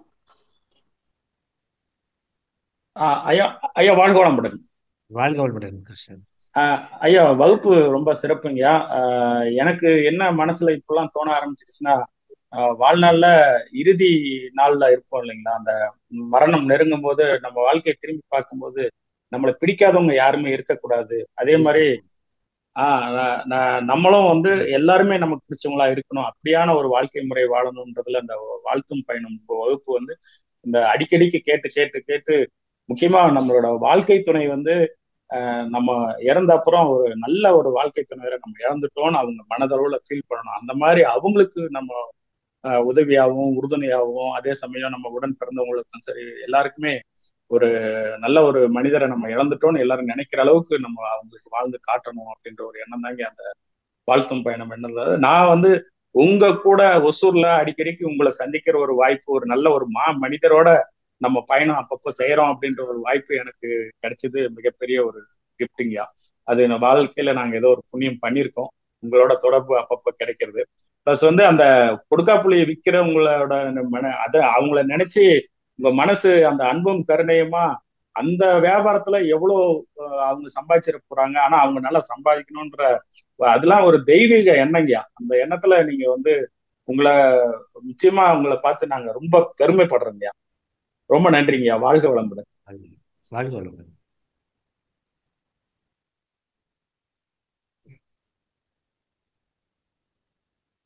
கவிதா கோவிந்தன். ஆமா கவிதா கோவிந்தன் அட்மிட் பண்ணுங்க. சத்யபிரியாவும் மியூட் ஆயிருக்கீங்க. வாழ்க வளமுடன். வாழ்க வளமுடன்மா. உங்க தொட்டது ஒரு ரொம்ப ரொம்ப தொட்டது என்னங்கன்னா, வாட்ச்மேனுக்கு குட் மார்னிங், அப்புறம் பெருக்கிறவங்களுக்கு எல்லாம் சொன்னது, அதெல்லாம் ரொம்ப அருமையா மனசு ரொம்ப தொட்டது. அதுக்கப்புறம் தெருவுல விற்கிறவங்களுக்கு எல்லாருக்கும் இன்னைக்கு நல்லா விற்பனை ஆகணும்ட்டு வாழ்த்து சொல்றது, இது வந்து ரொம்ப அருமையா இருந்ததுங்கய்யா. அதே மாதிரி சங்கல்பம் வச்சு நீங்க சங்கல்பம் முத்திரை சொன்னது ரொம்ப அருமை. அதெல்லாம் ரொம்ப அருமையா இருக்கு. ஒரு டாக்டரா இருந்து எல்லாருக்குமே வாழ்த்து சொல்றது வந்து ரொம்ப பெரிய விஷயம். ரொம்ப வாழ்த்துக்கள் ஐயா உங்களுக்கு. ஆனா இந்த மாதிரி வாழ்த்து சொல்லி பாருங்க, நம்ம சுத்தி அவ்வளவு சந்தோஷமா இருக்கும். அவங்க அடுத்த நாள் நமக்கு முன்னாடி அவங்க நமக்கு வாழ்த்து குட் மார்னிங் சொல்லுவாங்க. அது கேட்கும்போது ரொம்ப சந்தோஷமா இருக்கும். வாழ்க்கையில அவ்வளவுதாங்க வேணும். வாழ்க வளமுடன். வாழ்க வளமுடன் ஐயா. இப்ப நம்மள யாருன்னா எதனா சொல்லிட்டாங்கன்னா அதே மனசுல ஓடிட்டே இருக்குது, அதுல இருந்து வெளியே வர முடியல.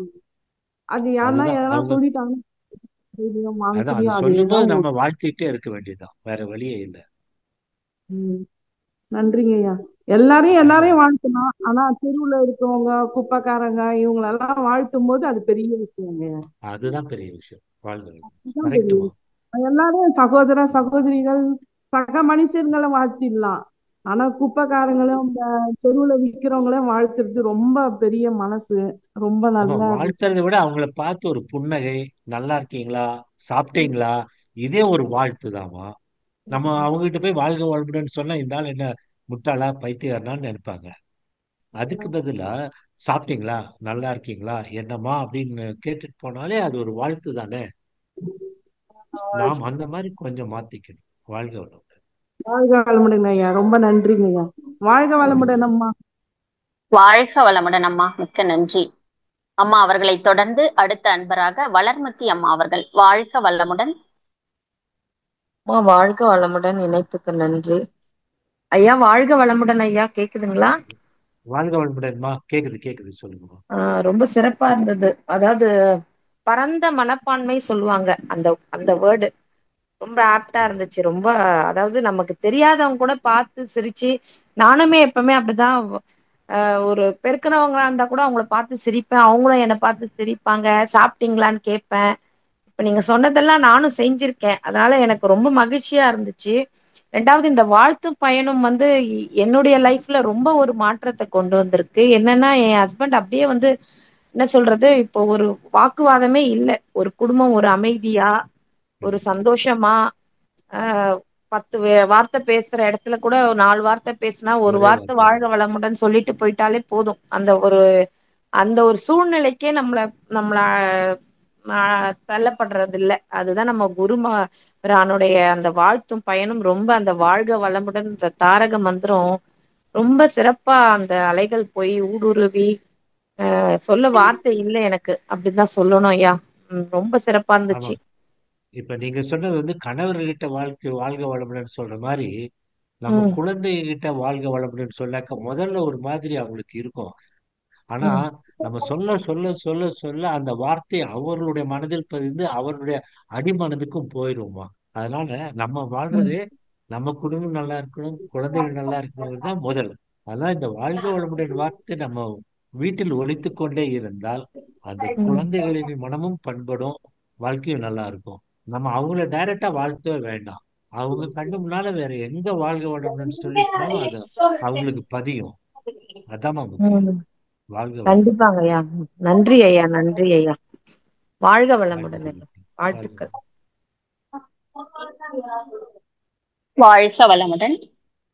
அடுத்த அன்பராக சரண் அவர்கள். வாழ்க வளமுடன்.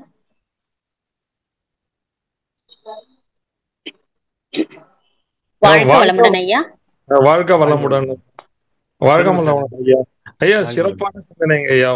நான் ஆக்சுவலா லாஸ்ட் 1 இயரா தாங்க ஐயா வேதாத்திரியுமே வந்திருக்கேன். நீங்க இதுல ஃபாலோ பண்ணதுல இருந்து இத சந்தோஷம். மாதிரி டெய்லி சொல்லிடுவாரு வி கேன் சேஞ்ச். அதாவது வீட்டுக்குள்ளேயே நம்ம சேஞ்ச் பார்க்க முடியுதுங்க ஐயா. மிக கரெக்ட். சிறப்பான உண்மை. சிந்தனை. உங்களோட பிரசன்டேஷன்லாம் கூட யூடியூப்ல அடிக்கடி பாக்குறேங்க ஐயா. It will add value our regular work also. எனக்கு ஒரு வாழ்க வளமுடன். டவுட்டுங்க ஐயா, ஹெல்த் விஷயமா.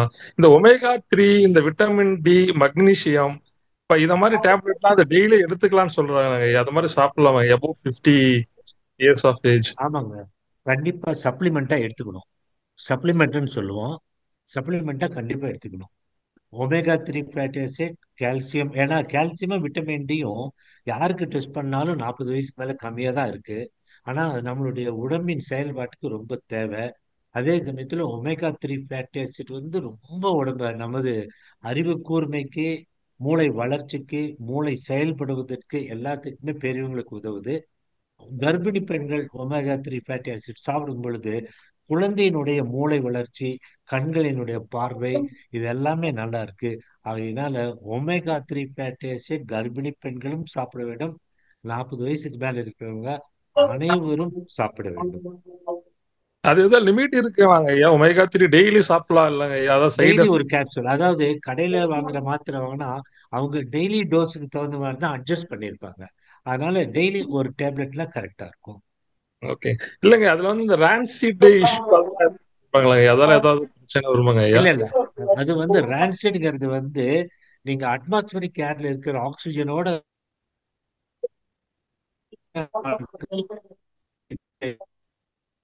கேப்சூலுக்குள்ள போட்டு அடைச்சிட்டாங்கன்னா அந்த கெமிக்கல் சேஞ்ச் வராது.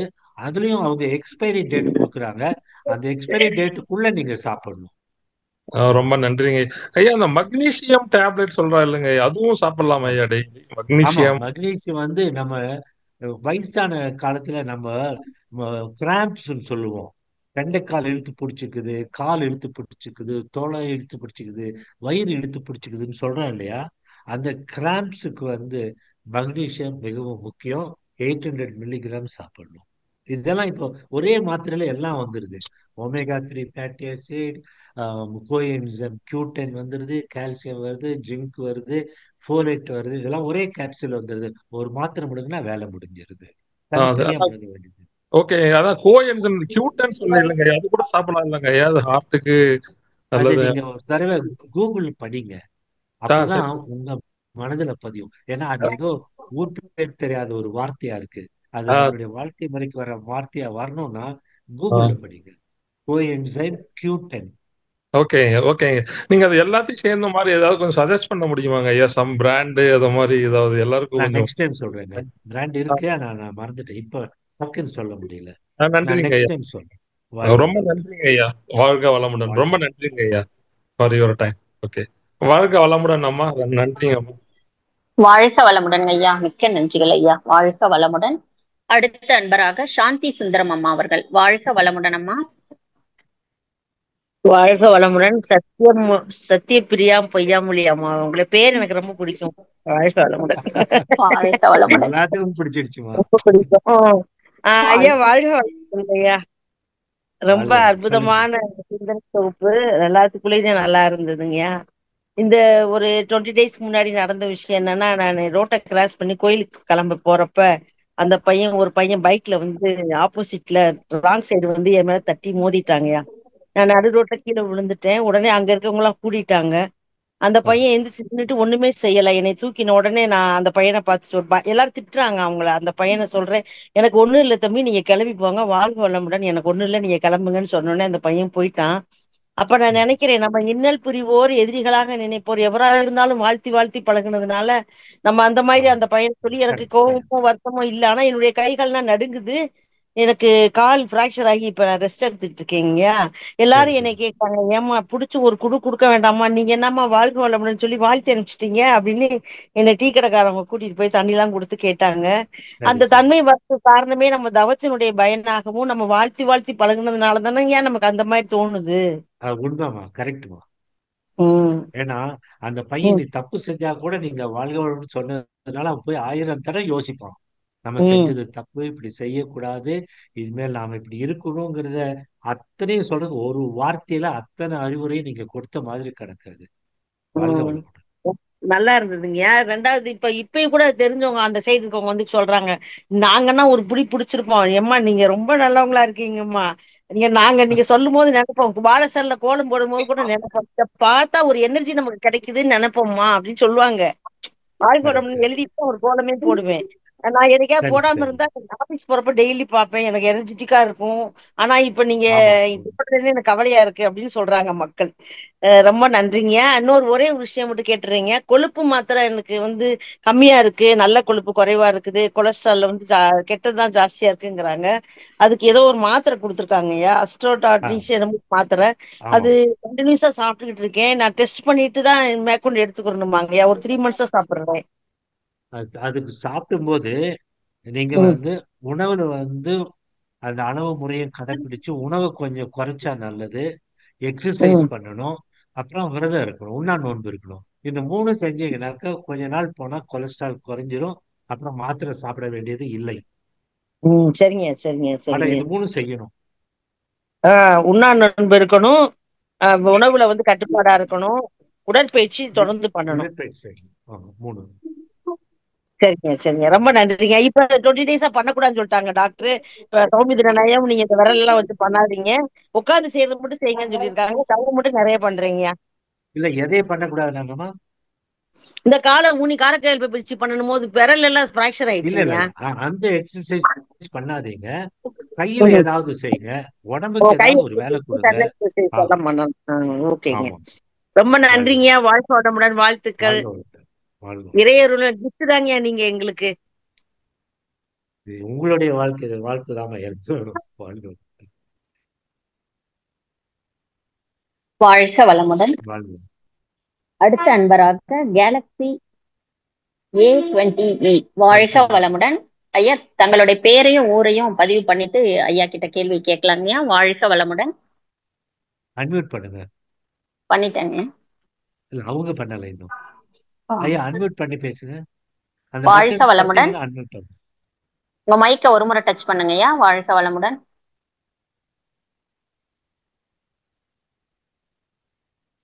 இல்ல அவரு வாழ்க தெரியலன்னு நினைக்கிறேன். வளமுடன் ஐயா. வாழ்க வளமுடன். ஆமாங்க, டவர் ப்ராப்ளம் இருந்தாலும் இருக்குங்க ஐயா. இன்னும் ஒரு கேள்விங்க ஐயா. மன்றத்துல சொல்லுங்க. ஒரு அன்பர் கேட்ட ஒரு கேள்வி. இப்போது நம்ம தவத்தில் வாழ்த்து சொல்லும் பொழுது துரிய நிலையிலிருந்து வாழ்த்துங்க அப்படின்னு சொல்றாங்க. ஆனா நம்ம மூலாதாரம் சாந்தி தவத்துல இருக்கும்போது அந்த வாழ்த்து மன்ற முறைப்படி சொல்றோமே. அப்ப துரியத்திலிருந்து சொல்லும் பொழுது அதிகமான பலன் இருக்குமா, மூலாதாரத்திலிருந்து சொல்லும் போது பலன் எந்த அளவுக்கு இருக்கும் அப்படின்னு ஒரு மன்ற அன்பரோட ஐயமங்க இது. ஆமா, வாழ்க நம்ம வளமுடன். துரியத்துல இருக்கிறோமா இல்லையாங்கிறதெல்லாம் நமக்கு தெரியாது. நம்ம எந்த இடத்துலயும் வாழ்த்துறப்போ அது துரியம் வரைக்கும் உட்கார்ந்து தவம் பண்ணி எல்லாம் போக முடியாது. ஆகையால நம்ம மனதை அமைதியா நிறுத்தி ஒரு நிமிஷம் எண்ணத்தை நிறுத்தி வாழ்த்தினாலே போதும். ஏன்னா எந்த இடத்துல பார்த்தாலும் ஒருத்தரை வாழ்த்தும் போது துரிய நிலைக்கு போக முடியாது. ஆனா ஒரு மீட்டிங்லயோ ஒரு தவா மன்றத்திலயோ செய்யும்போது தவம் பண்ணி, அதனாலதான் நம்ம தவம் பண்ணினதுக்கு அப்புறம்தான் சங்கல்பம் சொல்றோம், வாழ்த்துக்கள் சொல்றோம். அதுவே நாம தவம் பண்ணி சொல்றது. ஆனா வாழ்க்கை நடைமுறையில மனதை அமைதிப்படுத்தி மனதார சொன்னா போதும். அவ்வளவுதான் வரணும். ஓகேங்க, வாழ்க வளமுடன். அவங்க கேட்டுப்பாங்க ஐயா. இன்னொன்னு, இந்த எண்ணங்கள் சொல்றீங்க இல்லைங்கய்யா, கஷ்டப்படுபவர்கள், இந்த துன்பப்படுவர்களை எல்லாம் வாழ்த்துற அந்த மனம் வருது அப்படின்னும் பொழுது, இதெல்லாம் ஒரு தெய்வீக எண்ணங்கள் தானங்கய்யா இதுவுமே? எல்லா தெய்வீக உயிரை எண்ணத்தை நாம வாழ்த்துவது. உருவாக்கணுமா? அதான் அகத்தாய்வு. அந்த சினம் தவிர்த்தல், அந்த சினமை தவிர்த்து கோபம் வராம தடுத்தாலே எதிரிகளை நாம திட்ட மாட்டோம். சரிங்க சரிங்க. அதே மாதிரி அதான் அகத்தாய்வை நம்ம கடைபிடிக்கணும். சினம் தவிர்த்தல் தான். அந்த பேராசையை கூட ஈஸியா இது பண்ணிடலாம். இந்த சினம் தவிர்த்தல்ங்கிறதா ரொம்ப கஷ்டமான விஷயம். அதுக்குதான் சங்கல்பத்தை கொடுத்திருக்காங்க. அது சங்கல்பத்தை போட்டுட்டே இருக்கணும். அப்பதான் அனிச்சை செயலா அதே வந்து வேலை செய்யும். கோபம் வரும்போது அந்த அனிச்சை செயலை வந்து அந்த கோபத்தை தடுத்து நிறுத்தும். வேண்டாம், கோபம் வரக்கூடாதுன்னு அதே சொல்லுவோம். சரிங்க. ஏன்னா இப்ப இந்த ஆம்புலன்ஸ் எல்லாம் போகும்பொழுது அப்பெல்லாம் நமக்கு அந்த அவேர்னஸ் இல்ல. இப்ப நம்ம வாழ்த்தெல்லாம் தெரிவிக்க ஆரம்பிச்சு அது படிய படிய இந்த ஆம்புலன்ஸ், எந்த ஆம்புலன்ஸ் நம்மளை கிராஸ் பண்ணி போகும்பொழுதும் நம்ம அந்த வாழ்த்து சொல்ற ஒரு எண்ணமும் நமக்கு வருது. கண்டிப்பாங்க. வாழ்க வளமுடன் ஐயா. அப்பதான் நம்ம வேதாத்திரத்துல இருக்கிறதுக்கு வேதாத்திரி அன்பர்கள் அப்படின்னா அவங்களுக்கு ஒரு முத்திரை இருக்கணும். அப்படின்னா அந்த மனதார சொல்லும் வாழ்த்துதான் வேதாத்திரியம். நன்றிகள் ஐயா. வாழ்க வளமுடன். கேலக்ஸி A20 ஐயா, நீங்க அன்மியூட் செய்துக்கலாங்க ஐயா. வாழ்க வளமுடன். உங்களுக்கு அன்மியூட் கொடுக்கப்பட்டது. அவங்க இல்லம்மா, நம்ம முடிச்சுக்கலாமா? சரிங்க ஐயா, முடிச்சிடலாங்களா ஐயா? வாழ்க வளமுடன். நம் கடமை அறவாழ்வின் நாட்டத்தே